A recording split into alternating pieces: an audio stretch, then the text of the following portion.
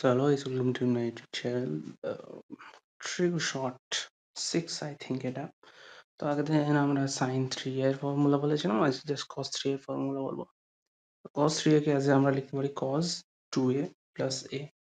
এবার cos a plus b এর আমরা ফর্মুলা জানি সেই অনুযায়ী আমরা এখানে কি পেয়ে যাব যে cos 3a into cos a minus sin 3a sorry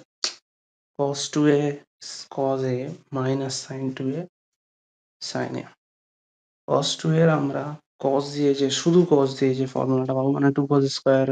a minus 1 সেটা বসাবো and sin 2 এর যে ফর্মুলাটা আমরা জানি বেসিক্যালি তো ফার্স্ট ফর্মুলাটা 2 sin a cos এর ফর্মুলাটা বসালাম সো নেক্সট লাইনে বসালাম and then তারপরের লাইনে আমরা দেখতে পাচ্ছি যে আমি সেকেন্ড টার্মে একটা sin স্কয়ার পাচ্ছি sin স্কয়ার সেটাকেও cos স্কয়ারে ভেঙে নিলাম মানে বেসিক্যালি 1 minus cos স্কয়ার করে নিলাম and তারপরে এন্ড লাইনে আমরা যেটা পাচ্ছি সেটা হলো 4 cos cube a minus 3 cos a so that is it for today দেখা হচ্ছে নেক্সট ভিডিওতে